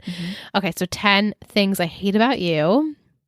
A sharp-tongued and strong beauty falls in love with a secretly deep but deeply flawed bad boy. Easy money. I mean, yes, please. Oh my God, I love that movie. I love it so much. So it's such a good movie. Yeah. Chuck, 13 going on 30. Another great movie. He moves between acting 13 and acting 30. As simple as that. Perfect. Dan, forgetting Sarah Marshall. That is a classic. My goodness. Dan's whole arc could be called Forgetting Serena Vanderwoodson. So true. Serena, Bridget Jones's Diary. She is a master boy juggler. Nate, Hitch. His sex life is Hitch and his relationship life is Kevin James' character pre-Hitch, the duality of a young man. That's pretty great. Oh, Chivy, when Harry met Sally. Chivy seems to go between lover and friend for all the guys she's close to. Yeah. That's true. Rufus, sleepless in Seattle. A sad man from a grungy city falls in love after a heartbreak with a woman he deeply loved. Right up his alley. Blue Ribbon goes to Singles. I've never seen Singles. I've never seen Singles either. What is that about? Singles? It sounds like a swingers. You're making that up. Lily, our all-time classic. Clueless. Beverly Hills princess falls in love with a brunette cool guy is something right out of her playbook. Lily is a total Betty. She for sure She is a total Betty. Kelly, we would love... Hey, Kelly, if you're listening. I know you're not. But hi, we would love to speak with you. And we love you so much. Anyway. Yeah. Diane. This one makes... Austin Powers. I mean, if you know, you know. International Man of Mystery. Yeah. I mean, yes. Yeah. Maureen, the Big Sick. I've never actually seen this, but I've heard it's very good. It's very good. I've actually seen that. Are we shocked? I'm shocked. Nobody cares. No, I'm shocked that you have. Thank you. I would stay in a hospital for years by her side. Easy. Also, it would be sick to meet Ray Romano. Did you know his kid goes to the University of Oregon just like me? I did not. That's awesome. And Miss Carr, Juno, both are hip and from the Midwest. Another great movie. Yes. Juno is so good. Yeah. Those were incredible, Will. This is probably one of my favorites, if not my favorite one you've done so far. And he actually sent me, he's like, I've done 38 of these.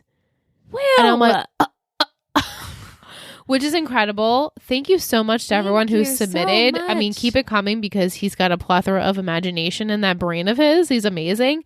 But just like, I can't believe 37 weeks of a podcast that he's done. Like when you put it in numbers, it's like, wow, he's created so much. Oh my gosh. And I mean, I know we look forward to this segment. If you love Will's segment, just shout him out. We'll reshare. We'll send it to him because I'm sure it will make him smile too. Yes, please send us a message that you love Will's segment so we can pass along the love to Will. We would love that, and I'm sure he would.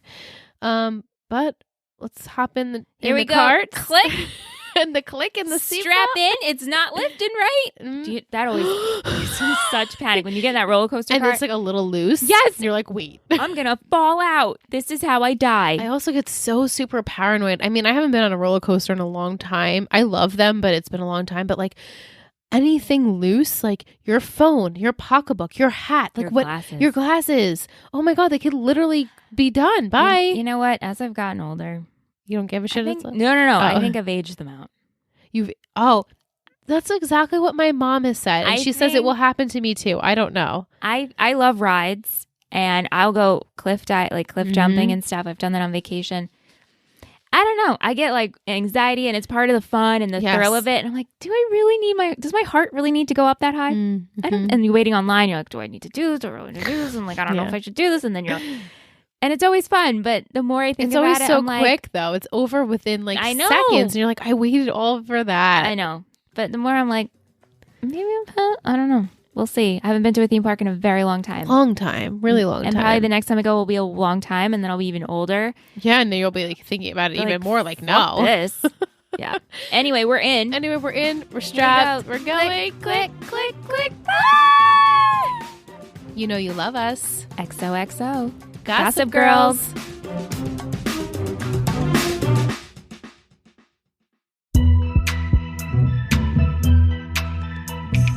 After Dark. We're here in After Dark. Sahara has delivered this week. Sahara. I'm so excited to read this email. So Sahara says, I'm so glad I was able to clear some things up for you guys regarding the voiceovers. Finally, the answer as for whether or not Gossip Girl was always meant to be Dan. No. Which I feel like doesn't come as much surprise when you look back at the show and all the instances when it couldn't be him. I'm sure you guys know that in season 1 they were setting it up for Eric to be Gossip Girl, but that was dropped once an article on NYT guessed it. After that, the showrunners had no idea who Gossip Girl was and weren't really stressing out about it too much until around season 4. That's when they chose their Gossip Girl and spent season 5 setting it up. After another surprising fact is that it wasn't Dan, but none other than Nathaniel Archibald. Yeah, right. He's an excerpt of the article I linked of Josh Safran talking about it. It was Nate. It was Nate until the day I left, Safran said. I think we all came to the conclusion that it might be Nate by the end of season 4, and then we spent season 5 teeing it up, he said, adding that if you watch it, there are many clues it's being Nate. In case you didn't know, Joshua Safran leaves the show around the end of season 5, so I'm not sure if they made Dan Gossip Girl at the end of season 5, but I do know that season 6, Dan is being written as Gossip Girl the whole season, so I feel like that's when you will catch instances of him being Gossip Girl that makes sense. I hope this answer has satisfied your curiosity, and would love to know if you think Nate as Gossip Girl would have made more sense. Okay, well, clearly my reaction, Nate, no way. He's too. I mean, I mean, for the character, I would have been like, okay, good, because you gave him something. Yeah, but it's not even. See, like even all this of like, there's no way Patch could be Gossip Girl, right? And certain things. To me, it makes more sense Patch is Gossip Girl because of the way he writes and because of his pettiness and because of his pretentiousness and how he feels. And this insider thing. Yeah. And Nate, to me, is just like, I don't know. I'm sweet and, I like the chicks. Right. Just the way their format, we'd have to develop Nate in such a different way for it to actually, I think, make sense to me. Right. I think if we would have had this revelation at the end of season 6 that Nate is Gossip Girl, people would be furious because it doesn't make sense for his character. Unless this next half of this season, and I guess let's just say the last half of the season, since this is when Nate supposedly is Gossip Girl. Oh, I see.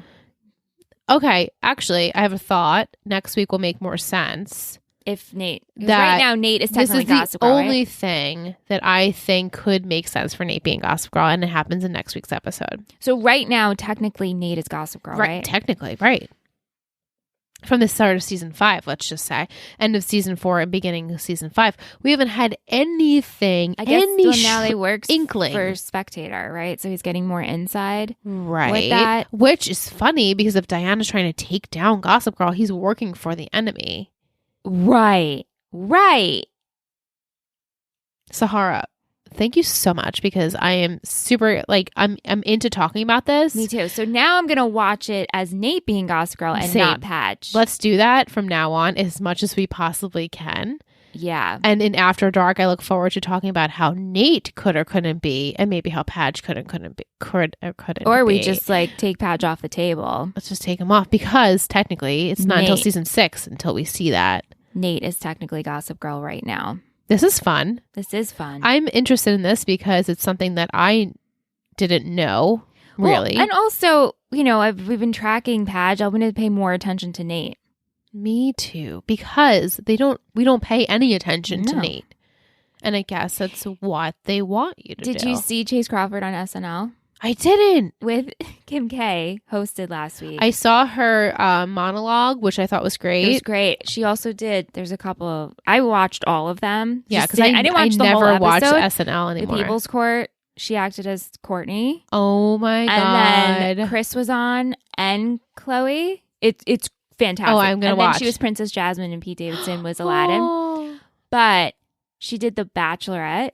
And she had all of these suitors like John Cena. Oh, yes. And Chase Crawford was one of them. Oh my God. And she's like, will you accept this token? And thank you so much for talking about all your time on Gossip Girl. And and he's just like, thank you. Oh my God. It was good. That's so funny. I highly enjoyed all of Kim's skits and I thought she did a great job. Yeah. I mean, her monologue was great. I love Kim Kardashian. I support those Kardashians. Me too.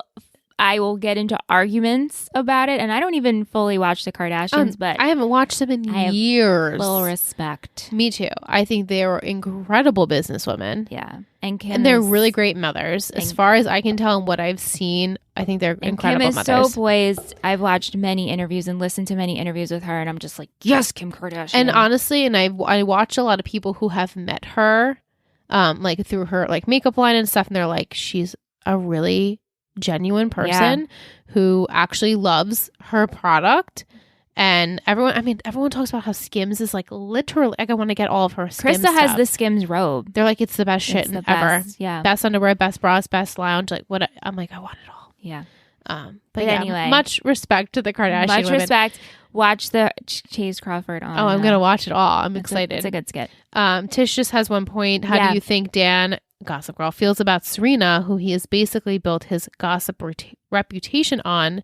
How do we think, I guess, that how Dan would feel about Serena, the one who pretty much was about the Gossip Girl, that's how created Gossip Girl, taking down Gossip Girl. Well, he's not going to like it very much. No, and let's think Nate now. Let's think Nate.